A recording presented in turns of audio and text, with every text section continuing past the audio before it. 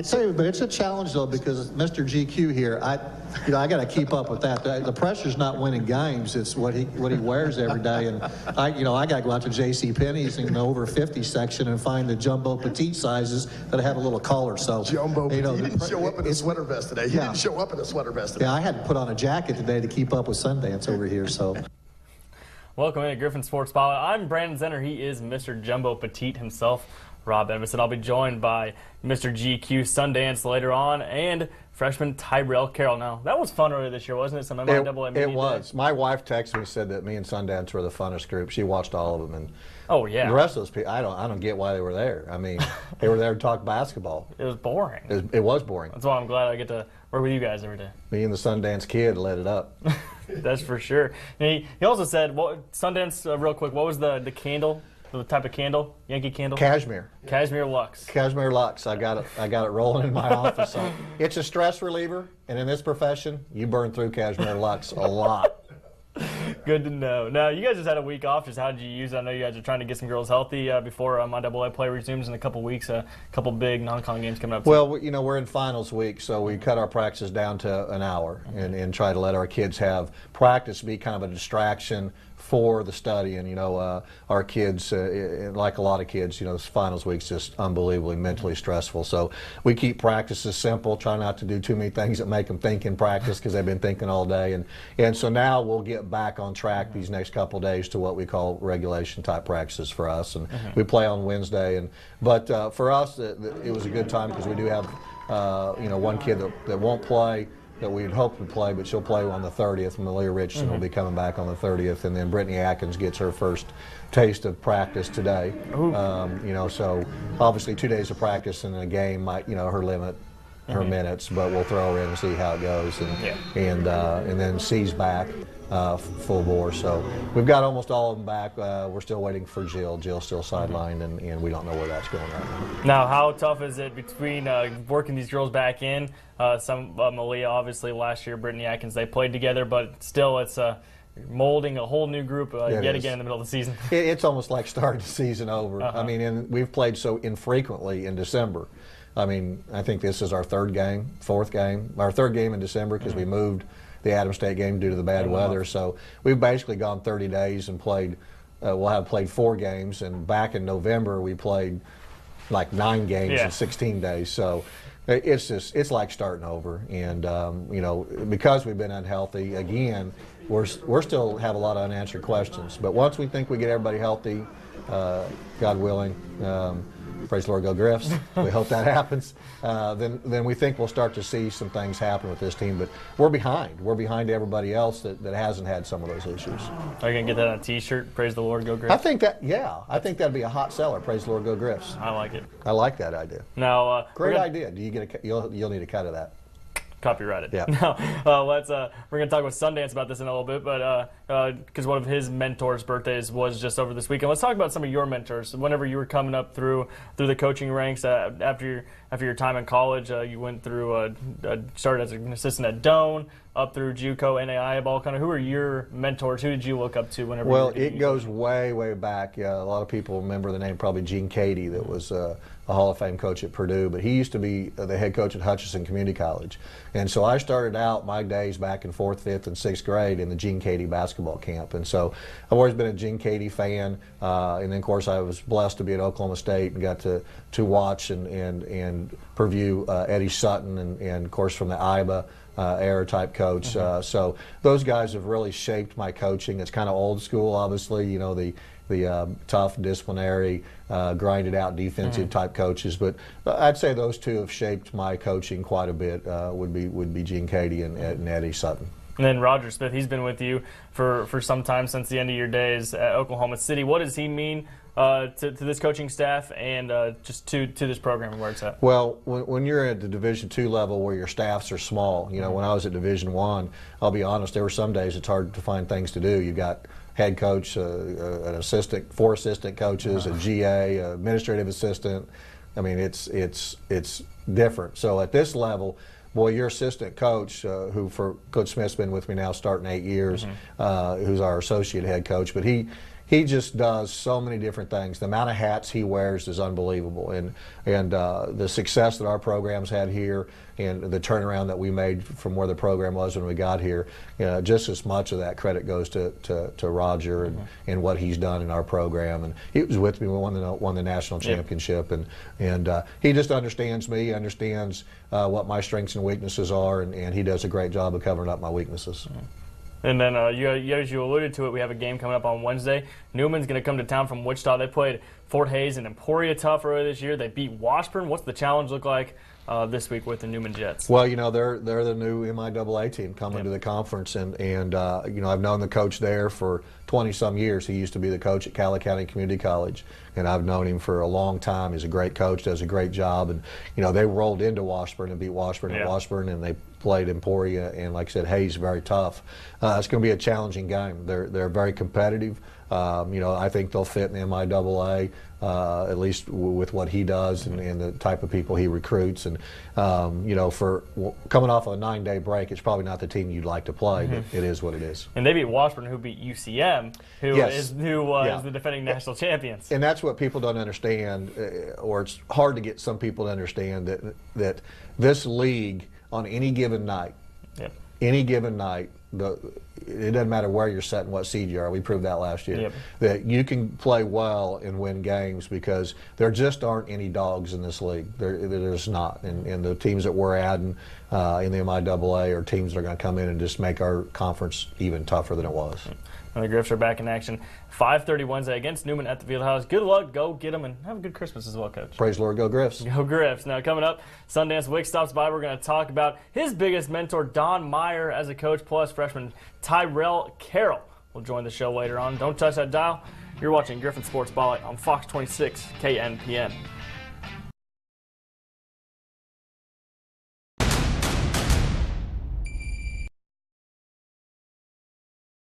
On the Got Talent stage. You are everything the show is all about.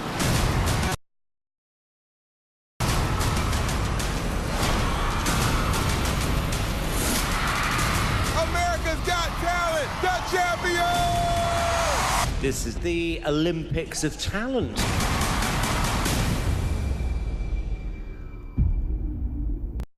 At Coleman Insurance, you'll always find a friendly smile, whether you come into the office to talk about your insurance needs or just call.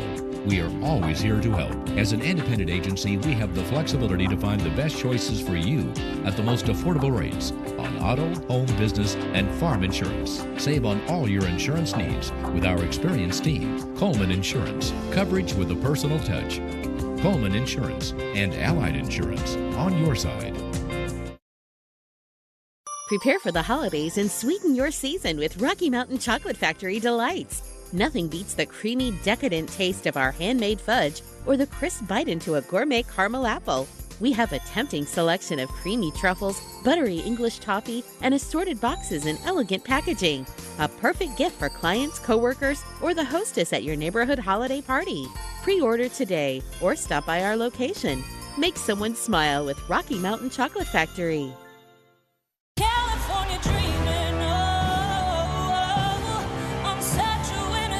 I know that voice. 12 celebrities go undercover. Grammy winners, Emmy winners, and Hall of Fame players. In television's biggest guessing game ever. Bella Hadid. P. Diddy. Paula Abdul. This show is messing with my mind. The Masked Singer premieres Wednesday, January 2nd. I have a feeling I know who you are. On Fox. Let's just address the elephant in the room, and like Ricky Bobby said, if you ain't first, you're last. We'll take to the track like Ricky Bobby, man, and we'll go fast. Great movie. I love Ricky Bobby. Yeah, right? Come on, Sundance. You might be the first person in MIAA history to bring up Ricky Bobby in your first press conference, I'm pretty sure. Check. Gosh. That just brings me back. I love Coach Ed, man. He's the funniest guy ever. You guys are fun. I don't know how we do this. Now, I'm joined by Coach Wicks here. You guys just had a full week off. Just how did you guys use this, getting preparation for finishing up non-con here? Well, it's like what Coach Ed said. It's finals week, so our biggest focus is academics, and we got in the gym. We did a lot of reps. I mean, just getting in there, getting up and down the floor. Like he said, it's a finals week for us. When we practice, it's a break from academics because everyone's cramming. And no matter how good a study habit you have, everybody crams in finals week. So I think all of our guys were probably drinking Mountain Dews and Monsters and then coming to practice and just take their mind off a little bit of the academic side of things and get some shots up. So for us, it was just getting together and just rechannel our focus a little bit. Now, in a week like this, how do you balance staying rested, staying sharp, or getting that rest after a grueling November, staying sharp, especially with a couple big games coming up? Nah, it's good. We only have 4 games in the month of December, and for us, obviously you have the Division II quality of life, Christmas break, you have to take mandatory 7 days off. But right now, we have unlimited hours. Since school is no longer in session, we can do 2-a-days, and we do a lot of skill work with our guys, because I think that's a big part of it, is you get this downtime, is not to just put them under the whistle, but let's work on some skill stuff. And then we'll go about an hour 15, real hard competitive stuff at night and get after it. So that's how we're going to use it. We'll do that the entire month of December as long as we got practice time and guys are on campus. Now let's go back a little bit away, Sundance. Go back, huh? To Don Meyer. For those who don't know, he was the all-time winningest basketball coach before Mike Krzyzewski surpassed him. He was your college coach, your mentor. Just give us a little background on him and kind of what he means first to the sport of basketball. Well, I just think he's what we call a guardian of the game. He's a great ambassador. He was the coach's coach. He ran the largest camps for the longest time in America when it came to kids. They would send their parents would send their kids for week-longs at a time. That was when you were actually letting your kids go to camp and you didn't have to film anything or helicopter or hover over them. They would just send their kids to camp because they knew that was going to be probably the greatest molding and shaping of a young man going into high school or middle school. So he ran those camps, and then he would hold the Don Meyer Coaching Academy. And I can tell you at our times we had Bill Self, Tubby Smith, Pat Summit, John Wooden, Rick Majerus. Those are the coaches that were coming to Aberdeen, South Dakota to the Don Meyer Coaching Academy. And there's not a day that goes by. And sometimes there's not even an hour that goes by that I don't think of something that he did or said that has impacted me. And I know just from his birthday being yesterday that a lot of coaches were tweeting out all the things that Coach Meyer did. And that's when you leave your legacy. You leave your legacy because it's something that is ingrained over a period of time, and people want to carry on the legacy that he left. And it's all those coaches that he's impacted, all the players he's touched or coached over his entire career. And that's who Coach is, man. He would just tell you to pay it forward. Now, he won the Jimmy V Award for Perseverance back in 2009. The ESPYs is something they do. It's a great speech. If you haven't watched, that's a great speech. You just got to go watch the Jimmy V speech. That's hilarious. For those who don't know, just tell us about his battle and what he went through. And he didn't even leave the sideline. He still stayed coaching while he was doing it. He probably had this carcinoid cancer, is a slow-moving cancer, and it's all spread out throughout your body. It's all over the place. It's inoperable when you get the cancer. And he didn't even know he had it until he got in the car accident. Yes. That's how tough he was, man. He's a tough guy. He probably had cancer for 20 years and didn't even know it. And he got in the car accident, hit by a grain truck, semi-truck, and they had to operate him on him, and they ended up finding that carcinoid cancer in his body. And it's you can watch the E60 stuff, but the first thing he said was when he was laying on the hospital bed after his surgery was, how long till I could coach again? That's just who Coach is. His 3 rules are forever ingrained in anybody who ever played for him or has been to his clinic is everybody takes notes. Our program still carries a notebook around, and we still take notes daily. Everybody picks up trash. You leave the locker room better than when you found it, cleaner and better when you found it, and you leave the world a better place than you found it. And then everybody says yes sir, no ma'am, yes ma'am, no ma'am, please and thank you.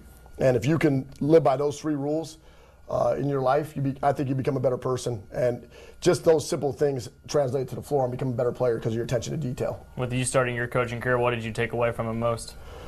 Just, the daily grind. I mean, you're watching right now, just how tough you got to be. There's 2 people that can't have a bad practice, and that's your head coach and your best player. And I can't have a bad practice. And I hope, our Levon Hightower, our best player, he doesn't have any bad practices either. So it's been pretty fun to coach this year, knowing that your best player is your hardest worker. And as for me as a coach, I just know if he's doing that in a wheelchair, I got no excuse, man. Yeah. And he was doing it every day. You could never outwork Coach Meyer. And so for that, I'm just thankful that he was tough on me as a player first. And then I got to be an assistant with him as a graduate assistant, and I got to see a different side of him. He expects greatness from you. That's what he does every single day. And somebody in your life, that's why I tweeted yesterday, is you got to meet somebody in your life who expects greatness from you, and that was how Coach was with me. He made me into a leader my sophomore year when I didn't know how to be a leader, and I had no business being a leader, but he told me, I expect this from you. And so I had to do it because you just don't want to let a guy like that down. Yeah. Now you're a coach. You're just getting started, but you have the charisma, you have the energy. The list goes on. What do you want people in your coaching career early on? What do you want them to expect out of you most? Well, I just think you don't judge a coach on a season, right, or 2 seasons or a couple games. You judge him on what he's done over his lifetime, and you judge him on the type of players that have came out of his program. And we always tell our guys we want to be more than just basketball players. We want to be patient, kind, and courteous individuals, and then we want to give more, we want to love more, and we want to serve more. And I think if they could carry those traits on into their life, because this is 4 years for the next 40. You know, the majority of kids aren't playing pro, but it's 4 years of college for the next 40 years of your life. And you better be preparing them to be better in life than they were on the basketball floor. Because the life is the real game. That's the tough one. And I try to relate to our guys every single day on things that I've been through just at 38 years old, on the stuff that's happened to me in my young adult life that's been pretty tough. And a lot tougher than having to fight through a screen or to talk on defense. And so what I would hope for is that everybody knows that our program is an open program. We want people to come and be around our guys because we're not trying to hide anything. We're full transparency. Every coach in Missouri has got an open invite to, and every coach in the country for that matter has an open invite to ever come to our practices because that's how Coach Meyer was. We want to give more than we ever take. And so I just hope that we're judged on that. You know, not necessarily wins and losses. Those will come. That's part of the process. But the type of human beings you create and develop in your program, that's the real win right there. Now back to the basketball court. You guys are back in action on Wednesday against Rockhurst. Yeah. Tell me about this matchup. Geez, Drew Diener's a good coach, man. If you look at his record from Cardinal Stritch and what he's done down at Rockhurst, I think Drew lost like 8 games in his entire career up at Cardinal Stritch in this conference. That guy could coach. They got good players too.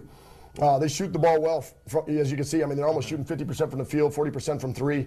They're putting up 80 points a game. They've won games 95-90. They beat Emporia 95-90. Then they've, lost games 64-60. Versus Truman. I mean, that's the type of. They can do both. They can do both, and that's what you want. And for us, it's a great test going into the break. We've just had a lot of time to, we're really focusing on us. And that's going to be this year. Is going to be a lot about who we are and how we're developing. And changing our best. We can't necessarily focus on opponents too much right now because we're still trying to be the best team we can be. And that's going to be our focus. But Rockhurst it's going to be a very formidable opponent, so to speak. Then Tyrell Kerr is going to join me in just a second. Give me a 10-second synopsis. 10 seconds on TC3? You can't give 10 seconds on TC3. The kid he's Omaha's man. He's Omaha elite, baby. That's why I like that kid. He's cold-blooded. He can play. He goes up and down the floor faster than anybody on our program. And he's got the keys to the car right now. And he's learning how to drive it, and every day's a battle for him because he's constantly getting thrown into the fire. And I'm the head coach, he's the point guard, so he's got to be an extension of me on the floor. And he's doing a great job every single day of getting better and taking coaching. That's a big part of that. No, thanks for the time, Coach Griffins. Take on Rockhurst 7:30 Wednesday. Best of luck. Best of skill, Sonny. Best of skill, good skill, and will, grit and grind. Coming up next, Tyrell Carroll is going to join me. You're watching Griffon Sports Spotlight on Fox 26 KNPN. If you or someone you know or care for is blind, unable to read, or has some form of visual impairment, we here at Rogers Pharmacy have a solution that will eliminate the guesswork of taking prescription medicine. Script Talk is a device that reads specifically coded prescription labels out loud. It audibly will tell you all the printed label information like patient name, drug name, dosage, instructions, prescription number, date, pharmacy information, warnings, as well as access to patient education. The best part of it all, it's free. See our pharmacy staff for details. No one is prepared for a breakdown. Before you have one, check into car rental. Have tow insurance. Could you borrow a car? Maybe even Uber or a taxi. If nothing else, have a big coat and a nice pair of shoes. TBA is service here for you when unexpected happens. Let's face it, you lead a busy life. Taking the kids to school, soccer, football. That's why you need a forecast from a team you can trust to let you know when the weather's going to be great and to be there for you when it isn't. Whether it's on air, online, or through our mobile app, we have the forecast you need. We track storms to keep you and your family safe.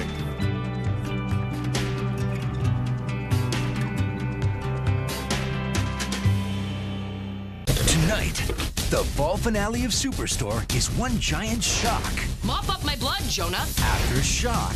Damn. After shock. What is happening? The fall finale of Superstore, tonight on NBC.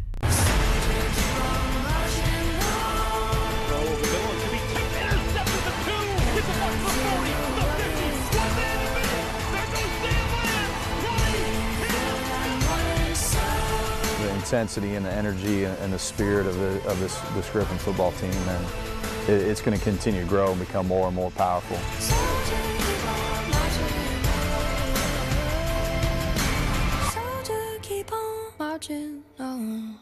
Hesitates with Jolly on him. Goes right to the basket. Off the glass. And in these fouls. Tyrell Carroll, TC, and one. Left the lane. What a move by the freshman from Omaha. And he's very creative around the rim. He reminds me of the Justin Pitzes, the Deshaun Coopers at Northwest the last few years that can finish around the rim despite being smaller.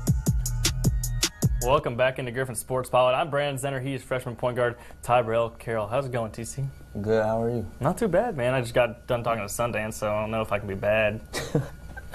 You're around him every day. Right. Well, let's go back to your high school days. Let's start there. You play your senior year over at Millard South up in Omaha. Heck of a year running the point guard there all the way to the semifinals. What was it like your senior year up there? I loved it because I was a point guard and I had to step up and be a point guard. Like at Omaha North, I was more of a like everybody just like kind of score.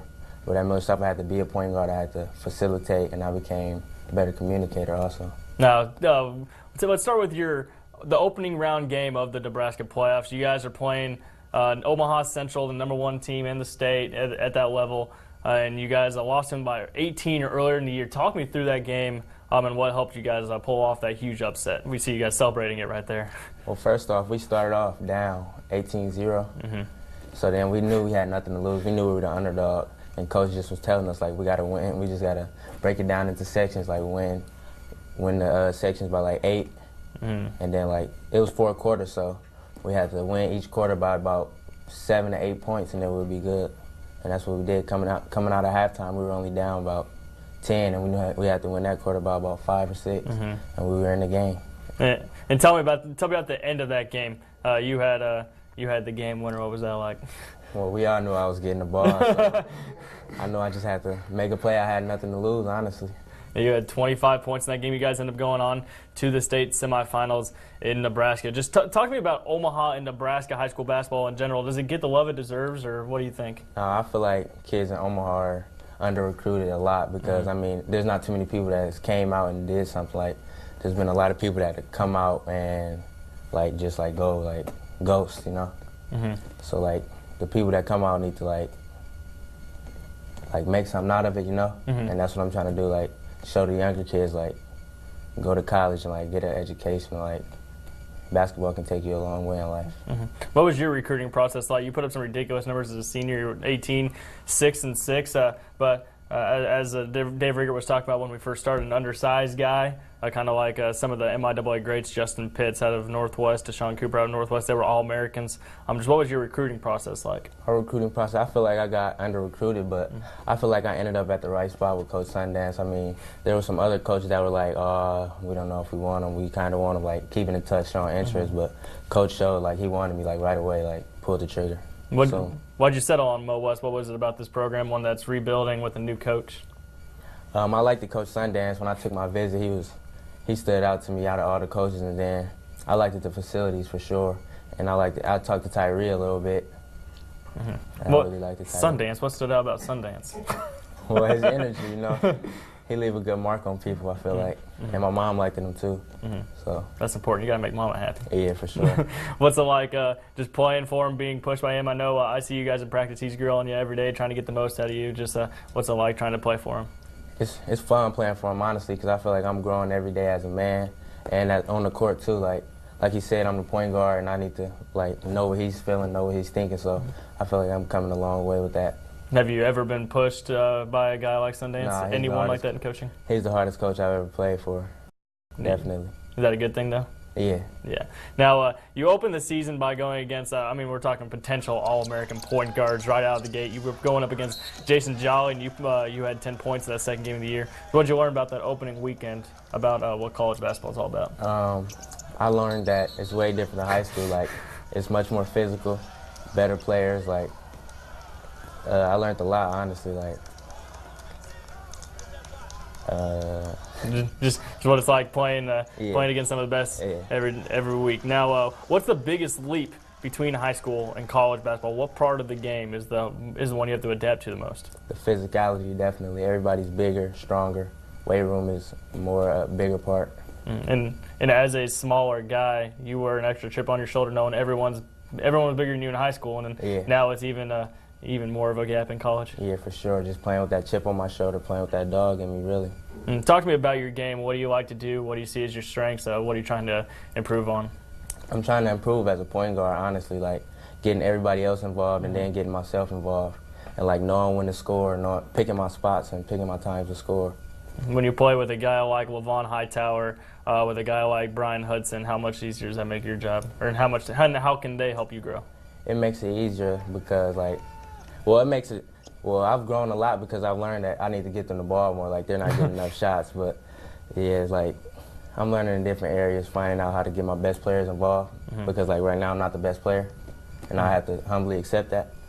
Is it hard going from being like you said, you knew you were taking the final shot in the state game? Was it hard going from that and then sitting the first game on the bench? Yeah, it was kind of hard, but I knew I had to humbly accept it and just, my time would come sometime. Yeah, your time has come now. You started the last 4 games. Just what do you make of this opportunity? What are you trying to do?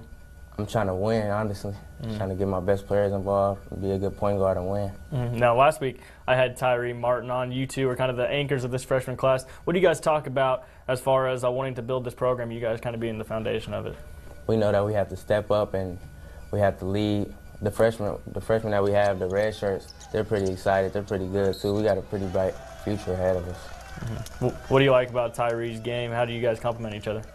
Tyree, he's a dog, and he's like, he's really vocal too, so sometimes when I'm not vocal, he's telling me what I need to do, and then we connect very well.